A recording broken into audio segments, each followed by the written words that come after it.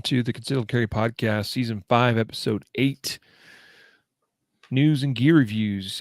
Today, we will be covering awkward silence. Yeah, we'll be doing some gear reviews.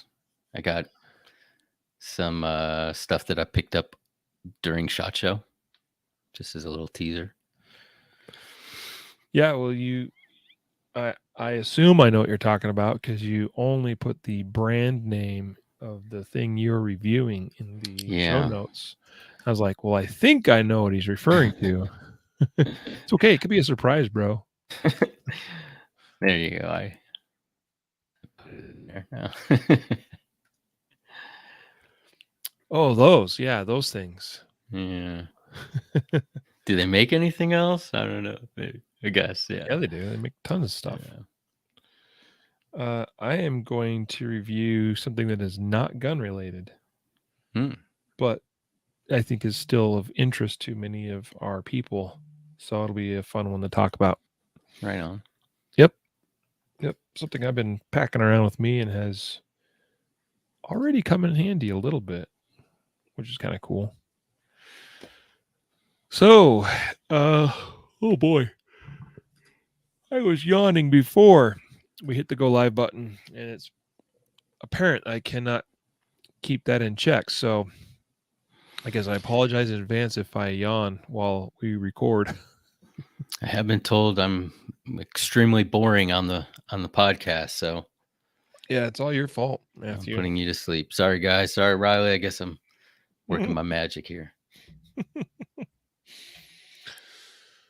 All righty.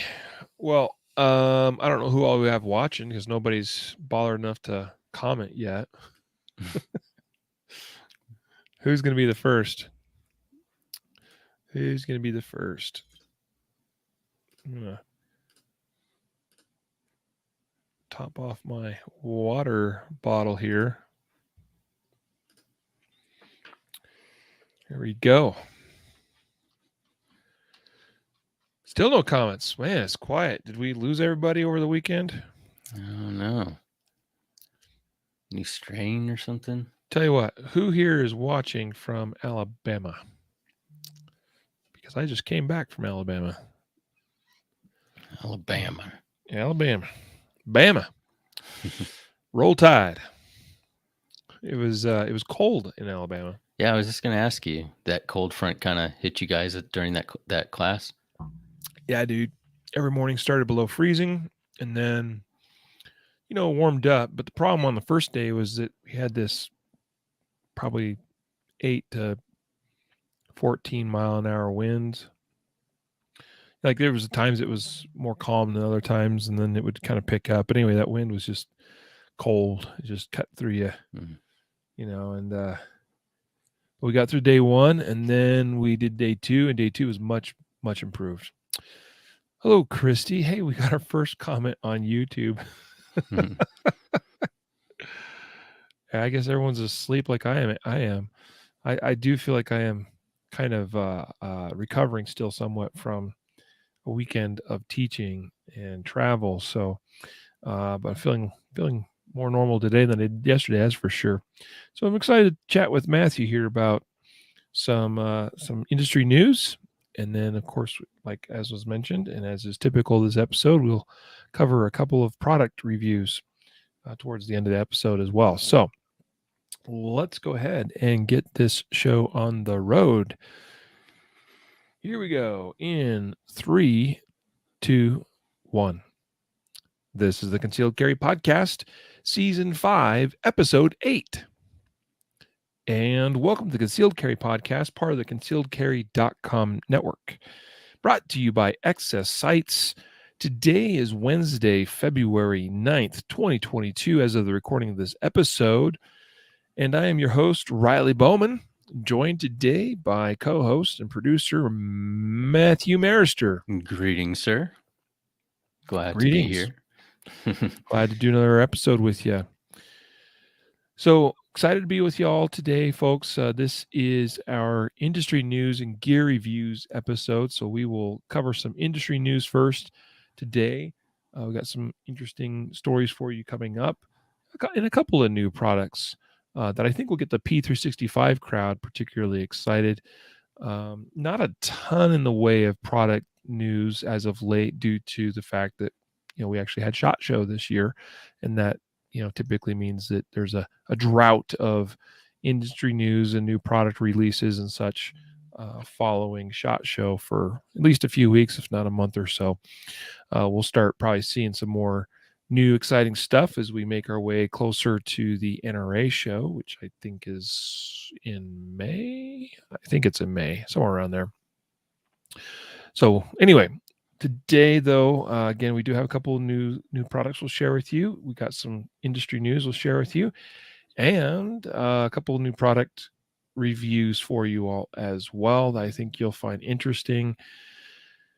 And I thought I would just mention real quick our sponsors before we get into something else I want to chat about before we get into our news stories. First, our sponsors are CCW Safe, ccwsafe.com, of course, the place to go for their website and to check out their coverage. Check out their ultimate plan that's available. That is the everything included type plan. It's a great plan. That's the plan that I am a member of. And then also check out their Defender and Protector plans as well for something that's a little more cost effective if budget is a concern for you, but you still want to get really good coverage. Check them all out at ccwsafe.com and make sure to use the coupon code CCPodcast to knock off 15%. And then today's episode also sponsored by Guardian Nation. Of course, that is our membership program at concealedcarry.com. We'd love to invite you to be a member of the nation, have access to members only content in behind a paywall of sorts. In the members dashboard area, you'll get access also to a bunch of discounts from various vendors and partner companies, including an increased discount on membership at CCW Safe. That's available to members only. You'll save off of ammo at Mountain City Supply. You'll save on a whole bunch of things. I can't remember them all. Plus, members always save a minimum of 10% off of everything at concealedcarry.com, and that's no small thing either. Guys, and then also this month, by the way, we are shipping out the members gear box. So once per quarter, we ship out a box of gear, and it's not necessarily, we say box, it's a loose term. It's sometimes a box, but sometimes it comes in a variety of packaging, just whatever is best suited for the items we are shipping. But we send out every quarter. That'd be February, May, August, and November. We ship out those boxes with useful and relevant gear to concealed carriers and their lifestyle. It's something that we've worked hard to achieve, and to bring to you quality stuff that actually is useful. Some of those other membership box programs out there, not all are created equal. Some, you think you're signing up for one thing, and then you find out you're getting all kinds of weird stuff that you don't see any use for. I'll tell you, when we launched our membership box program as part of Guardian Nation, we actually ordered a bunch of the different box products out there, membership box products, and some of them we were kind of appalled by. So some were okay, but we wanted to see what was out there and wanted to put together a quality product for our members. So go to guardiannation.com, get signed up today for Guardian Nation, and we'd love to see you in the nation.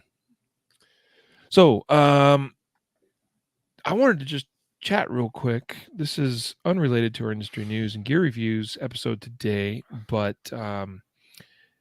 Matthew, I got to get it off my chest because it's kind of like it's burning a little bit of a hole, I guess. It's sort of like money burning a hole in your pocket. You got to spend it. Well, I got something in my heart that I need to say and get out there. But I just returned from teaching a 2-day pistol intelligence course in Huntsville, Alabama.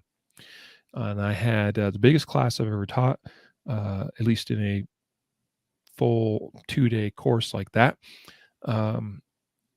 had 19 students, which was a bit beyond what I normally would max out at, but I had a fantastic assistant instructor his name is Christopher Bean. He's a good dude. He actually recently relocated to Georgia, and he wanted to be involved in that and wanted to help me out. So that was great. And I just wanted to say that I was really humbled by the reception that I received by these students in this course. It was marvelous. It was wonderful.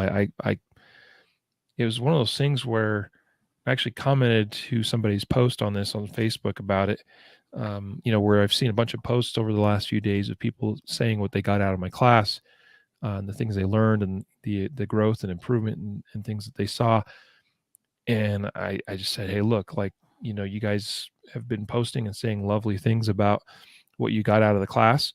But I also wanted to just say that I was incredibly uplifted by the class as well. And my life was made better for being able to be a part of that. And that's a wonderful thing, to see in this industry, to see good people out there that want to get training, and to see teachers and students come together and have both be edified by that, to both see growth and to be uplifted and strengthened and made better as people, and also as shooters and as concealed carriers.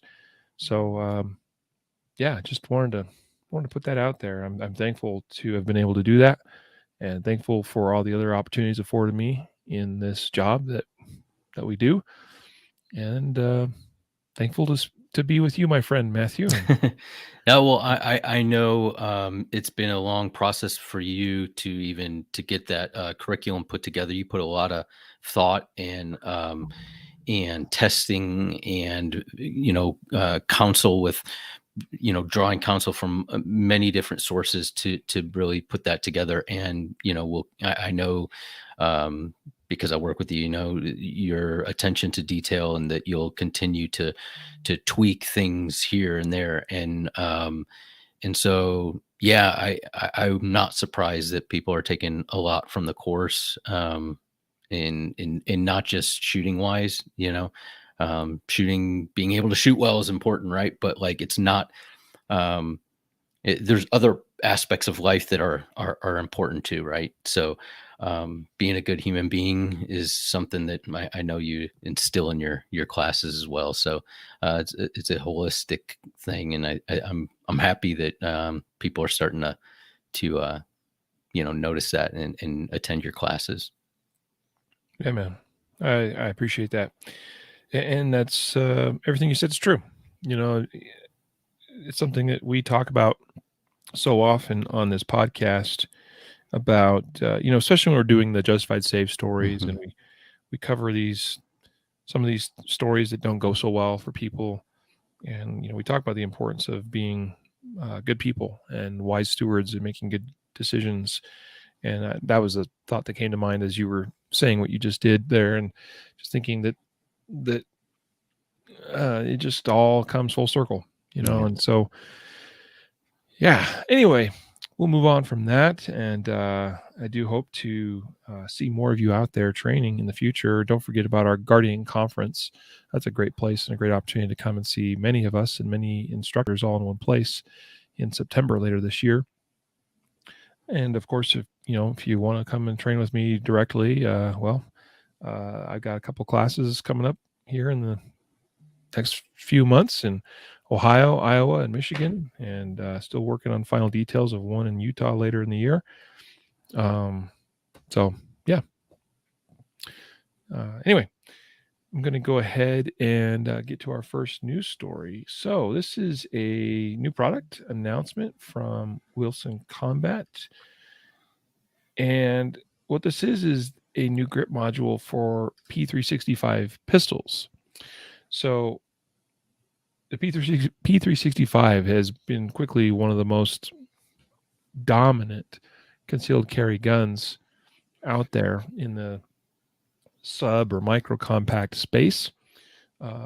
It frankly revolutionize the industry. I know that's probably those are strong words to say. Some people will be like, well, there's nothing that's truly revolutionary in this day and age, and I don't necessarily subscribe to that. The P365 put a lot of, it changed people's perception and expectation of what a compact concealed carry gun could be. Because up to that point we had M&P shields and Glock 26s. Yeah, well, see, the Glock 26 was the original, Yeah. like, subcompact gun that became very popular, but it's still quite a bit chunkier than a P365. So again, the P365 just really changed everybody's expectation of what these guns could be. And having quite a bit of my own personal experience with the 365, having put many thousands of rounds through the platform, it's a very concealable, but it's also a high performance gun. You can shoot and be quite effective with a 365. So lots of accessories and things out there on the market that support these guns, and the new addition is from Wilson Combat, this grip module, which there are two different versions. One is called the WCP 365, and the other the WCP 365 XL. So essentially, these are grip modules intended to replace the factory grip in either the short 10-round configuration or in the larger 12-round configuration of the XL. So here's the thing. I picked up a Wilson Combat grip module. That would have been, I don't know, over a year ago for sure. It's hard for me to remember exactly how long it's been that I've had that, but I picked one up for the P320. And the P320 grip modules from Wilson Combat are okay. Some people really like them, and I recognize that fact. Some people really like the 320 Wilson Combat grip modules. I wasn't as keen or fond of it myself. There was some aspects, some ergonomic parts of the grip module that were not my favorite. And I know it sounds funny because a lot of people talk about liking the Wilson Combat grip modules because of better increased ergonomics. For me, it had to do with the fact that they made the rear portion of the grip a lot narrower than the factory grips. And it actually makes it more difficult to engage the meaty part of your support hand palm in the grip. I also think that the grip texture, their kind of starburst grip texture that they have going there, is not as aggressive as I'd like to see, but it's not terrible either. But all that to say that I may have to order and pick up one of these Wilson Combat 365 grip modules. In fact, I'm probably more interested in the XL one, because I like what I see here. So far, anyway, from what I can see, it looks like it just looks like a nice little grip module. I mean, you take there's an image here showing an original P365 XL grip with the Wilson Combat one next to it. And I can tell just by looking at those images that they didn't take the same approach where they thinned out the back side of the grip like they did on the 320 ones. It looks more uniform all the way throughout the grip. And in fact, the Wilson Combat one's just a little bit wider and probably going to fill the hand a little bit better for those of us with bigger hands. And that's important to me because while I like the 365 and 365 XLs and shoot them pretty well, they are small grips and they are sometimes challenging to hold on to. So the Wilson Combat one is, I'd say from what I can see, this looks like it could be a winner. And I think I'm going to have to get my hands on one and test it out just to see if that's true. I do see that they still have the same side panel grip texture. That is, see, this whole thing is injection molded polymer. And the front and back straps, this texture they have on the front and back is really, really nice and really aggressive. But this stuff here on the side, even though it looks very textured, somebody once said online, and I had to agree with them when they said it. They said it felt like carved soap. It does have some texture to it, but it's more slippery than you would guess just by looks alone.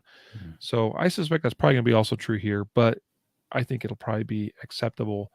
I'm probably an anomaly to some extent, and part of that is I think the more and more skilled I have become at shooting, I get very particular about wanting to maximize my shooting performance.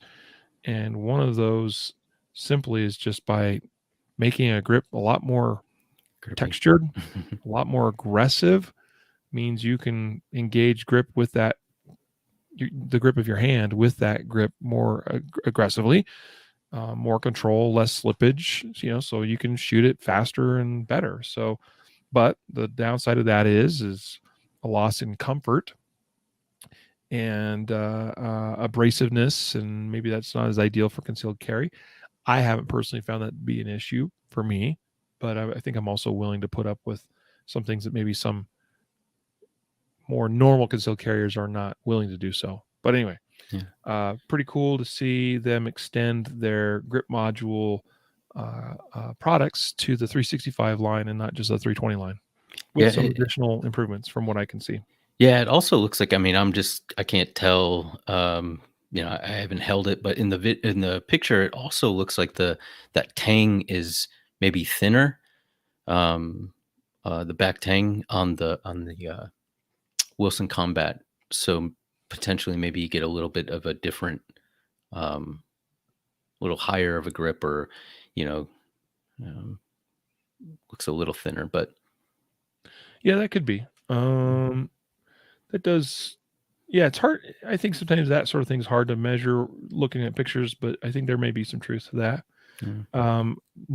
I've taken apart the 365 extensively, and there's not a lot there to work with as far as removing material from that part of the grip module. I will also say that the 365 series of pistols already has a pretty low bore axis. For people that care about that, it sits already pretty low in the hand, considering. But I think the contour in that section will probably appease some people. Over the slightly sharper beaver tail of the factory XL.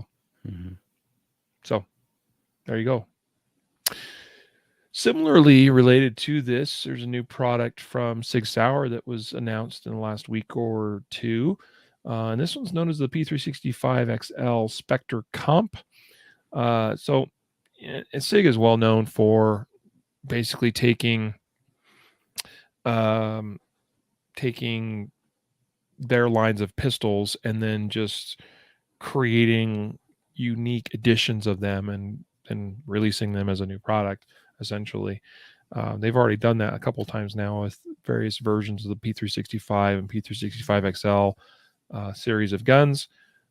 This is the first I've seen where they have basically taken the P365XL. I don't know why it's so hard to come out of my mouth sometimes. And put an integrated comp into the end of the slide and or barrel. And that's really the major unique characteristic of this. It does have an optic cut that's cut for the Romeo Zero, Shield Arm SC, Hollow Sun 507, 407K models of optics. In this case, doesn't replace the rear sight like some of their XL pistols do. You get an actual backup rear and front iron sight, optic cut with a plate.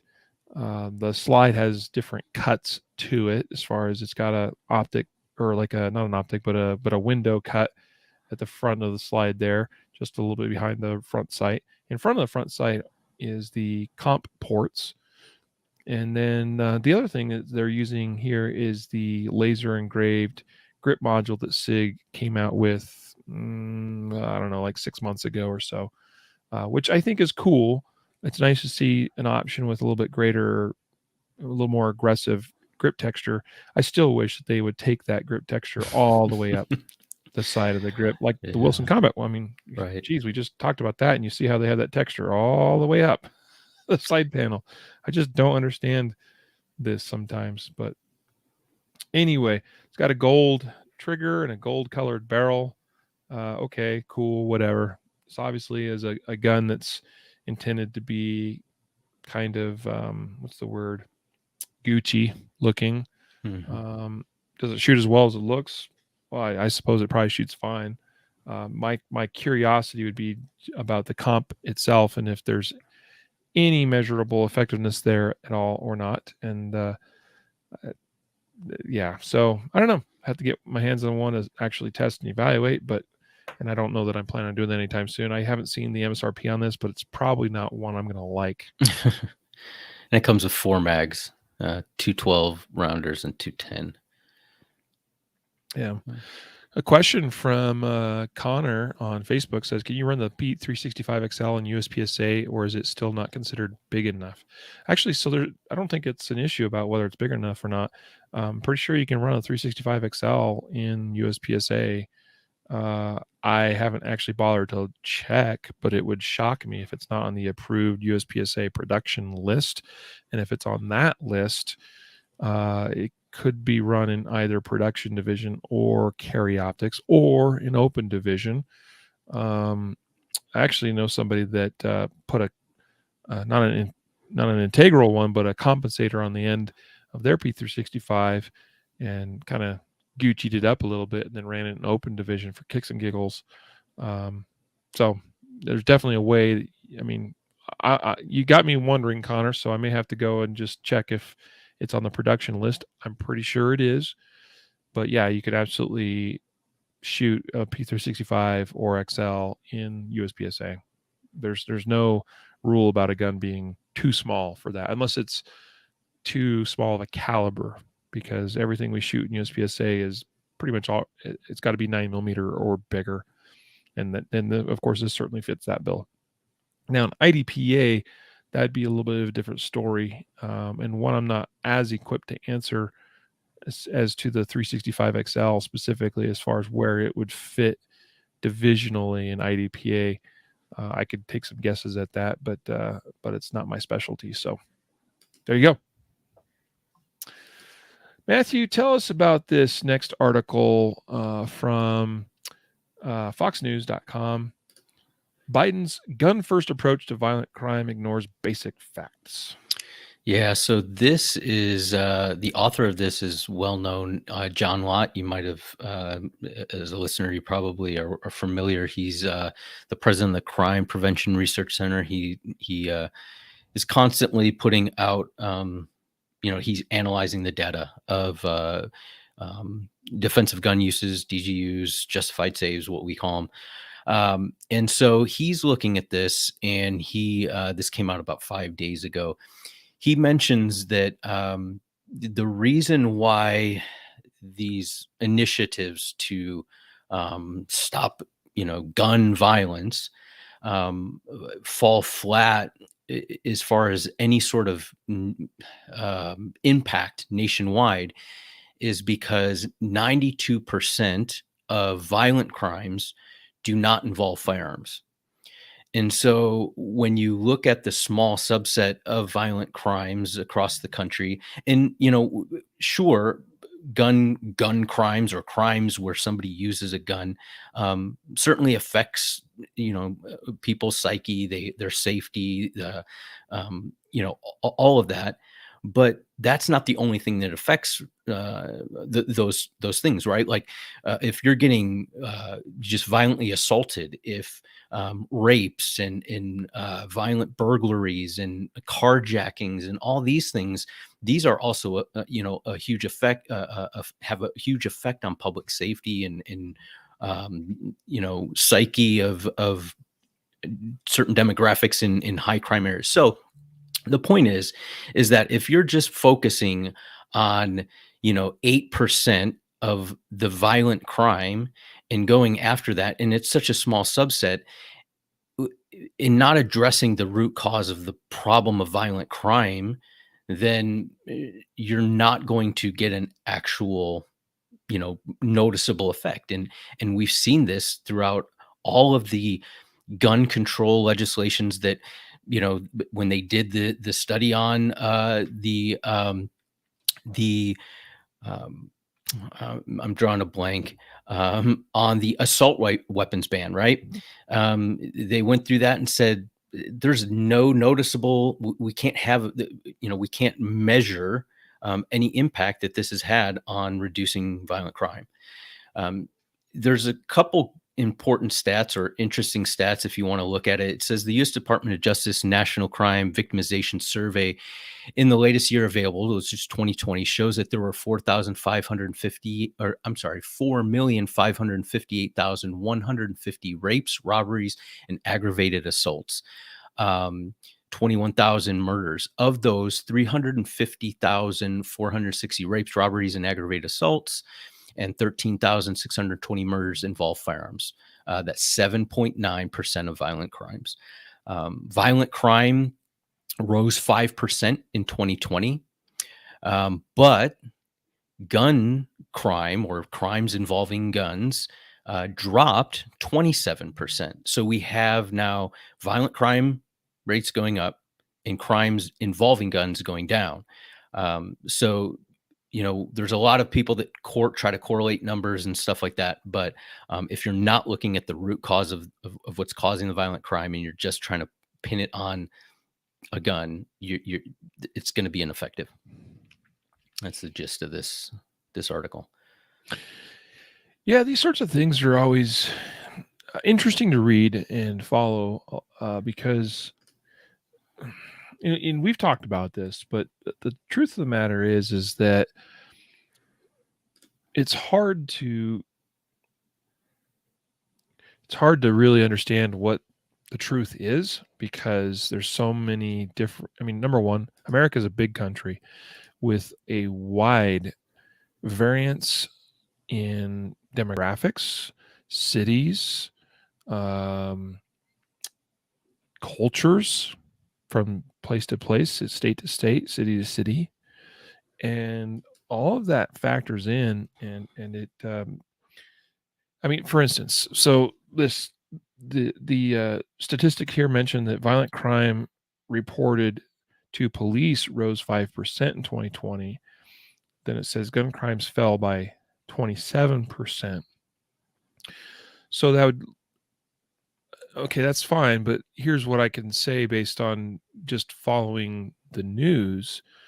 And it could be anecdotal, but it seems to me that there's been a lot more shootings in New York City than in years past, at least that has been reported.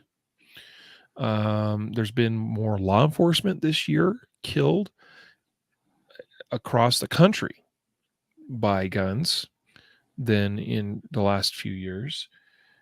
So the point of the matter is that perhaps overall gun crime has reduced by 27%, but doesn't mean that it's reduced in all areas, in all jurisdictions, or in all contexts.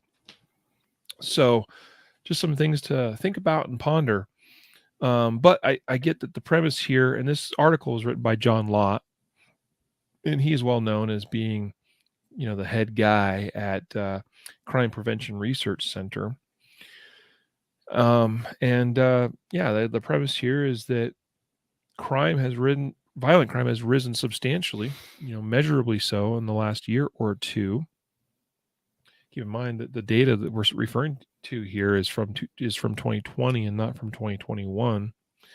But violent crime has risen, and then the claim here is that gun crime has actually fallen. Now, we do still know that guns used in violent crime are involved in 8% of those, 7.9% to be specific. So over 92% of violent crimes do not involve firearms. And so it's a fair point to make that it seems that guns specifically come under fire in a big way with respect to trying to reduce crime and by that, violent crime, when there's a lot of violent crime that's taking place that doesn't involve guns at all. So it's a valid viewpoint and perspective to have. And yeah, the other thing that I just wanted to note here is that it's no wonder, because when you have, again, we've talked about this before, but and to speak a little bit about all the different variables at play here. But what we know is we've seen criminals that have been released on the streets early or not imprisoned at all, because it started as well, we can't put them in prison because of COVID, and we're already overpopulated, and it's going to cause COVID related problems, and it's not fair to them to expose them to COVID and things like that. And that's a bunch of baloney. And also now we've got a lot of DAs, and especially major cities, that just simply are not prosecuting crimes, including violent crimes, like they need to be to prevent crime from being on the rise like it has been. So lots of variables at play here. But clearly gun control itself is not an answer. I mean, we know that. We talk about that all the time. And just looking at the numbers here, it would suggest that it's not a worthwhile cause, that there's a lot more lower hanging fruit in terms of policies and things that we could go after to reduce crime than to just target gun control that primarily will impact law-abiding citizens and not so much the criminals. Yeah. Reminds me of a very funny video from Babylon Bee. May have to include that in the show notes as a special bonus. Did you see that one, Matthew? I did. Yeah, they did well on that one.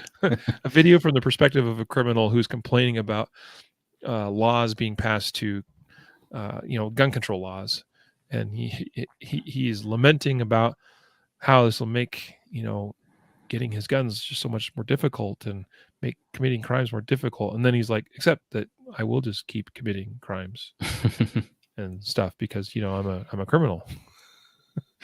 It's pretty funny.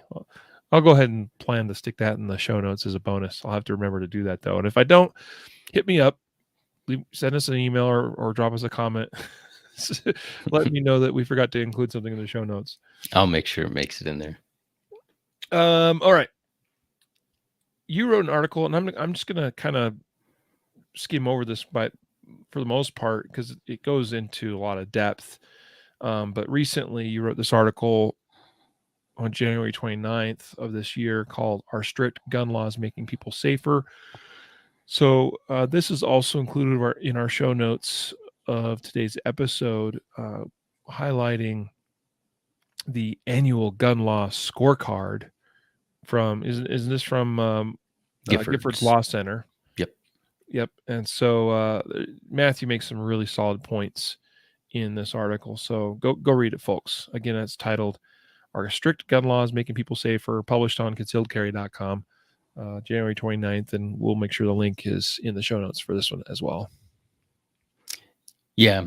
And I'll just add real quick. It really dovetails in, or this was before the one that John Lott just published, but it gets into, you read the whole article because it makes the case that we have to start looking at this data, because everybody's going to spin the data, just kind of like you were saying, Riley. Like, people are going to take the data, they're going to spin it in a certain way or exclude certain things and present it in a way. And the gun control lobby does a very good job of presenting it in a emotional way, tugging on people's emotions, and they don't really dive into the depth of studying the numbers. And most of the time, our arguments are very factual. They're not emotionally based, and so they're more easily rejected by somebody who's just kind of wants a quick answer. And so hopefully you'll find it useful for kind of having a debate or talking to people about why strict gun laws aren't necessarily, even when the numbers might, indicate that, are not actually making people safer. Yep. And why don't you also tell us about the how the ATF seized firearms from an Amish dairy farmer? What's that all about? Yeah, so this is kind of a interesting story. I included it. I wrote it a while back. This happened in Pennsylvania, and it's an interesting story. So if you're not familiar, if you're not from Pennsylvania area or Ohio, you might not be familiar with the Amish, other than they drive buggies and don't use electricity for the most part. But they also don't take photographs or don't want to be photographed. So they don't have identifications typically. And when you go in to buy a firearm through an FFL, one of the requirements, the FFL has to look at a photo ID.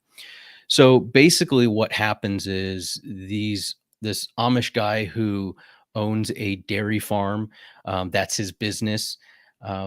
The ATF raids his dairy farm and says, "You're acting as an FFL, but you're not an FFL. You're selling guns. You're a dealer, but you don't have an FFL, and you're not conducting background checks and so on and so forth." The guy, admits, "Hey, I've sold some guns from my personal collection," which is completely, legal to do. He says he's not posting, for sale ads. He doesn't have a separate collection from his own personal collection. He sold them to, some of his friends who needed them for hunting. And in Pennsylvania, you can do a private party transfer on a long gun without a background check. He hasn't violated any laws as far as that's concerned, unless he is a dealer. And the ATF doesn't really like the definition of what a dealer is somewhat subjective.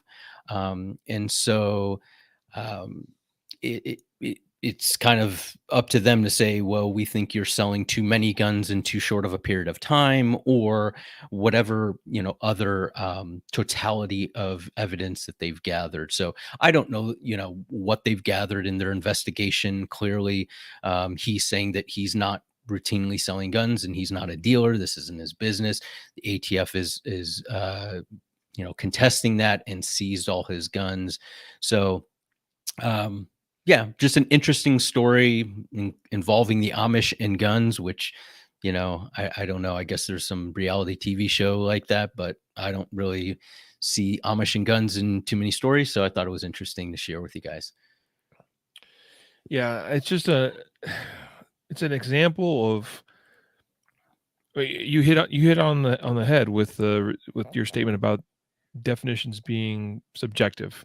There's a lot of things with respect to the ATF that is frankly so subjective, and this is a constant concern. We're we're we're dealing that already with that already with respect to the ATF wanting to go after pistol braces. Probably will have some coverage on that in our next legislative news updates. But you look at how things are defined and look at how things have changed over the years. I mean, including stuff like bump stocks. All of a sudden, something that didn't meet the definition of a machine gun suddenly did meet the definition of a machine gun. Here in this case, you got a dude selling his own private guns, and for whatever reason, ATF decides, no, you're selling too many or whatever. So you need to be a dealer. This is a good thing to discuss, though, that it's worth noting that if you are in a position where you tend to sell a lot of your own personal guns, be aware of this type of thing. Okay, as far as just know if you're selling. It's one thing if you're selling, I don't know, 5 or 10 guns a year or something like that, but if you're selling 20, 30, 50 guns a year, you might end up on the ATF's radar.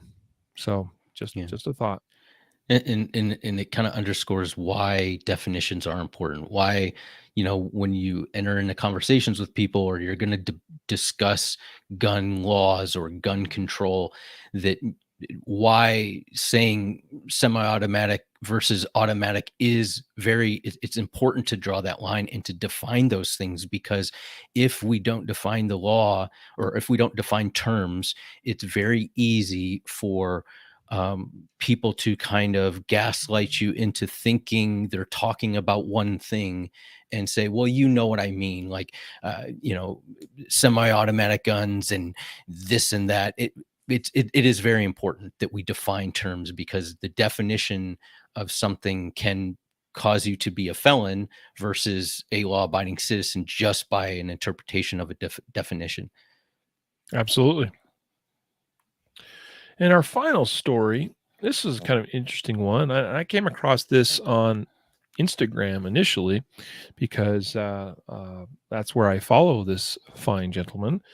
And so one day, I think it was actually when I was on my way to the airport or flying to this class I just had in Alabama. And I remember coming across on Instagram a post from Bob Vogel, or Robert Vogel, the multi-time national and world champion shooter, also law enforcement officer. He used to be a full-time officer, but has been in a reserve capacity for a number of years now. And now he spends his time doing firearms training courses. I've spoken to a number of people who have taken courses from him that have enjoyed his courses. So here he was traveling to a course, I think in California, where he was going to teach for a couple of days. He lives in Ohio and was flying out of Ohio, but due to some weather and a variety of flight cancellations, his original flight was canceled, and he was rebooked on another flight, which instead of, I believe, routing him directly to California or through a different routing airport, instead he got sent through John F. Kennedy in New York City. So, and it's interesting, you read his story and his account, and he basically says, well, I didn't think much of it because I'm just connecting there. So, I fly from Columbus, I declare and check my guns there. No big deal. Fly to JFK, hop off that plane, get on my connecting flight, fly to California. Big whoop. Except that's not what happened. He was at JFK Airport, was waiting for his connecting flight to California. And after he and everyone else boarded the plane to California, he heard his name announced over the intercom. 2 TSA agents told him he needed to leave the plane with them. The TSA agents told him that firearms were found in his luggage. No kidding. So again, keep in mind, he declared and checked in his firearms in Ohio. Yeah. Okay. So he gets pulled off the plane, taken to an interview where he's questioned about why he's got firearms and he's in New York. It says here, according to Bob's post, the TSA agents told him he would be arrested and charged money for violating New York law and TSA regulations. Fortunately, that did not happen. And he said here in his post even that it was fortunate he was still carrying his reserve police officer credentials. And it said that they made it sound like they were letting him get by, squeak by with this whole issue. So it's a pretty crazy story. And it's not the first time I've heard of similar things happening. And even Bob references in his post about how he'd heard about problems in New York, people flying through New York and the like, and never really thought much of it until obviously this happened to him for real, firsthand. So this is something I've talked about before. Jacob and I have talked about. We've understood for some time. I'll just give you an example. Years ago, when Jacob and I went to 6 Hour Academy and we were trying to fly out of Manchester, New Hampshire, which, by the way, when we flew to New Hampshire, we connected through Newark, New Jersey, and that wasn't a concern. We flew into Newark from Denver, grabbed our connecting flight, which is a relatively short hop from there to Manchester, New Hampshire. Went to New Hampshire, went to SIG Academy, took our training courses. We're supposed to fly out. I think it was a Sunday afternoon out of New Hampshire, and that plane had a maintenance issue with one of its engines. So it got delayed and got delayed some more, and then eventually canceled. And the initial fix from the airline was, well, we're going to stick you in a taxi cab and drive you down to Boston to fly home out of Boston, since Manchester is relatively limited in terms of number of flights coming and going out of there on a daily basis. Well, we had to tell the flight attendant person at the counter, whatever, we're like, no, that's unfortunately probably not the smartest plan, because we have guns that are not legal in Massachusetts and especially in Boston. And we didn't want to touch that with a 10-foot pole. So, which was, I think, wise, because we would have had to have declared our firearms in Boston, opened up the case. It would have been very obvious that we had AR-15s and, by their definition, large capacity magazines, and probably could have resulted in some difficulty for us in Massachusetts, as far as I understand it. The point here being that it's very easy when traveling by air to have things come up and to get sucked into a proposed solution that you think at the time is no big deal, but you really need to think about the airports that you are flying through and connecting in. And and here's the other thing. What if, so I propose this just for food for thought. Consider these things. What if you're flying to a particular airport where you're flying to is perfectly legal for you to fly into and possess a certain firearm or magazine or whatever, but your flight gets redirected to a different airport? So, for instance, let's say I was flying direct to New Hampshire, and because of a mechanical issue, an airport issue, for whatever reason, the plane has to divert to New York. Suddenly you find yourself in New York, not by your own will or choice, but by a consequence of the circumstances that occurred to you. How are you going to handle that? Ponder that question. And I know that I think the way I'd handle it, as best as I can, would be to certainly not try to get back on another flight in New York, but would be get out of there as quick as I can, get a rental car, and get the heck out of Dodge. Because I've heard of too many stories and problems for people that get stuck or land or connected through New York and find themselves in some deep water with respect to their firearm possession. So anyway, just things to think about.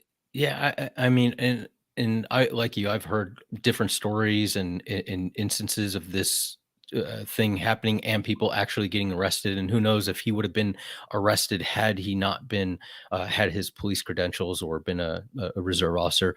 At the very least, well, I think that there's some sort of legal problem with charging somebody with possessing a firearm when they don't have any possible way to possess the firearm, and it's in a checked bag that was never in their possession from the time that they left the point where they had a legal right to possess that, and don't plan on possessing that luggage until they get to another destination that is allowed, they're allowed legally to possess it. But that aside, even if they didn't arrest or charge anybody for this, TSA is going to fine you. I mean, you disable a smoke detector, or talk back to an airline attendant and not put your mask on or something, and you're going to get fined or taken off the plane and and so it's almost like like, hey, you know, we're going to threaten you with a criminal charge that's bogus at best, but we're going to let you go and just charge you, you know, $400 for a TSA violation, and you're getting off easy. Trust me, you know. And it's like, it's almost like an extortion thing. And I don't like it. I don't Yep. understand what the purpose, you know, I don't understand what the purpose of doing that is. It doesn't make anyone safer. You know, had they arrested him or put him in prison or given him the electric chair, whatever, like, it didn't make a single person safer. And Yep. so I don't understand the logic or how, well, it doesn't matter if I like, understand it or not. Just another reason to be very cautious when you fly with firearms and are going in that general region. Yeah. Yep. I agree. All right. Well, that brings us to the end of our industry news stories today and brings us to our product reviews. Each of us have selected a product to review. I've got one here. Matthew's got one, and I'm going to ask that Matthew shares his first. Right on. All right, so I know we're running close to the end, so I'm gonna make this brief. But you guys know I've been wearing the Ready Up Gear Roger 22 electronic hearing protection with the soft seals, which I will never wear a pair of hearing protection purposefully without these. It is a total game changer. It makes it softer, seals better, everything you need a pair of these for any hearing protection, but muff style hearing protection. But these don't have Bluetooth.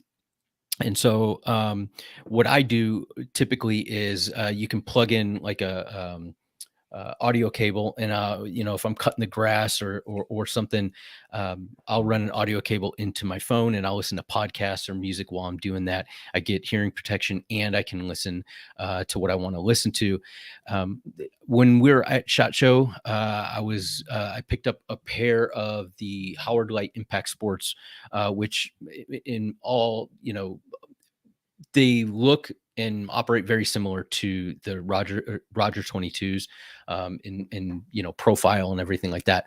But these actually have Bluetooth, and I'll tell you the reason why I brought it up today is because a while back, a couple days ago, we got all that snow out here, and I was outside shoveling the snow and listening, jamming out to some worship music, and it made things go a lot easier for me while I was freezing and doing that. And so, you know, I probably don't see a huge. There's obvious uses for Bluetooth on the range, of course. Probably not for me. I probably wouldn't use the Bluetooth on the range.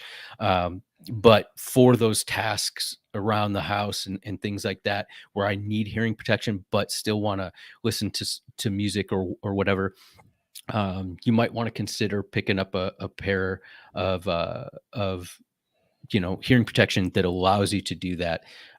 Makes it a little bit easier. But and if you notice on Facebook, if you're watching, or YouTube, got the Constitution there and some American flag imagery on the side there. So pretty cool. Just thought it was nothing earth shattering, right? But I came in handy the other day, and yeah. Cool. Awesome. My review today is on something a little bit different. This is not a gun related product, but one I think may be of interest to some of our viewers and listeners.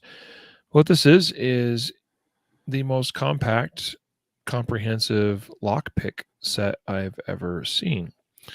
This is the Covert Instruments Covert Companion lockpick set, together with the turning tool expansion pack, which is super awesome because in this very compact package that is no bigger than a Bic lighter, you know, cigarette or whatever lighter, you know, you get a ton of tools.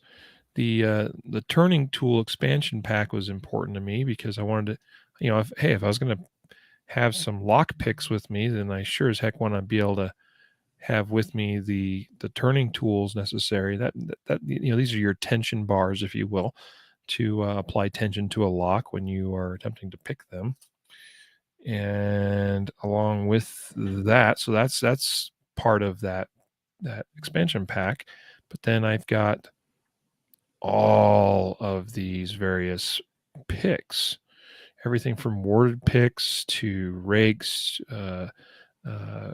jigglers, all kinds of cool little tools here, including your standard short hooks and medium hooks, and kind of your classic lock picking tools. You got some comb tools there.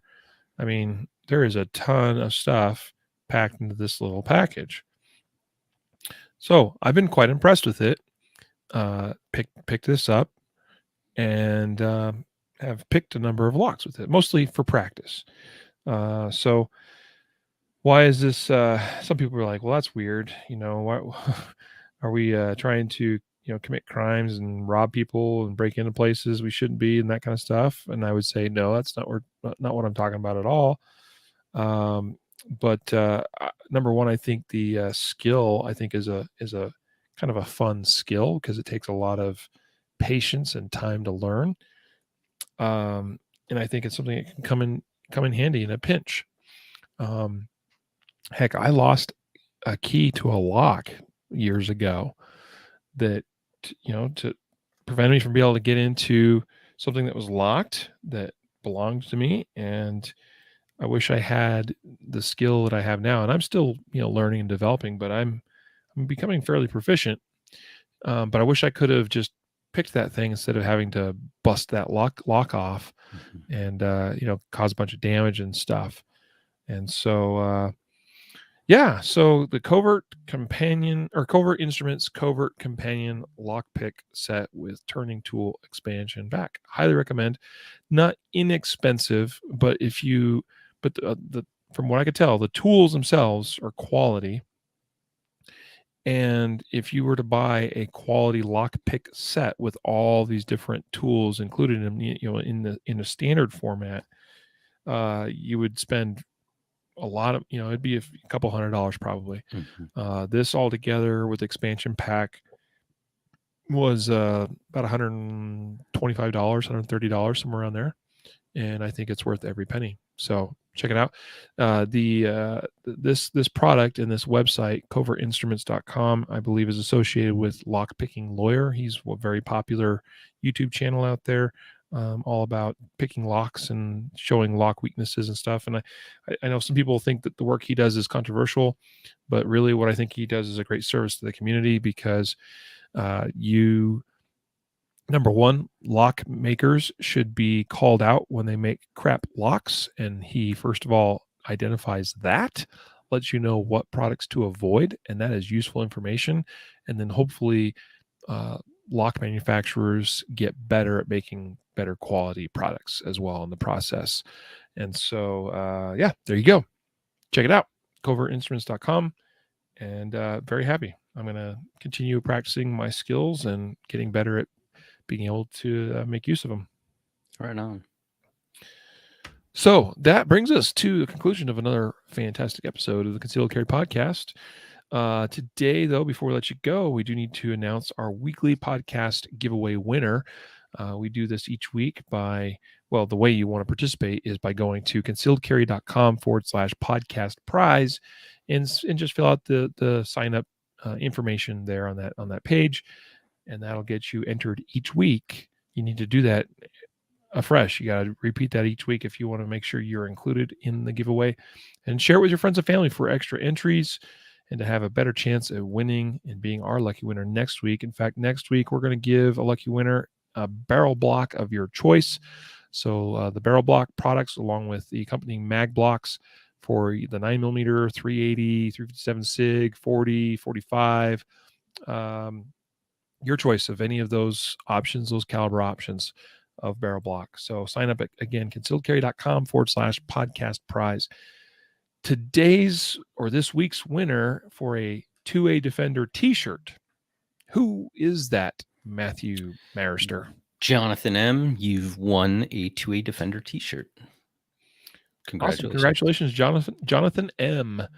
You have already been emailed and contacted to get back to us. I'm guessing that he's going to need to give us his shirt size, and we'll get him one of these t-shirts sent out to him right away. Yes. So that brings us truly to the end of this episode. Any final parting words, Matthew? Hey guys, thanks for listening. If you guys can do us a favor and leave us a review and wherever you listen to the podcast, even if you've left one a long time ago, let us know what you guys think of the podcast. All that helps us rank with all the algorithms that they do to rank podcasts and stuff, and it gives us feedback. If there's a specific topic or specific thing that you want to bring to our attention that you like or you don't like, then you can email us directly. But if you can go out there and leave a review, we'd really appreciate it. There you have it. So with that, we bid you adieu until later. And next time, a reminder to train right, train often, and train safe so you can fight hard, fight fast, and fight true. Take care.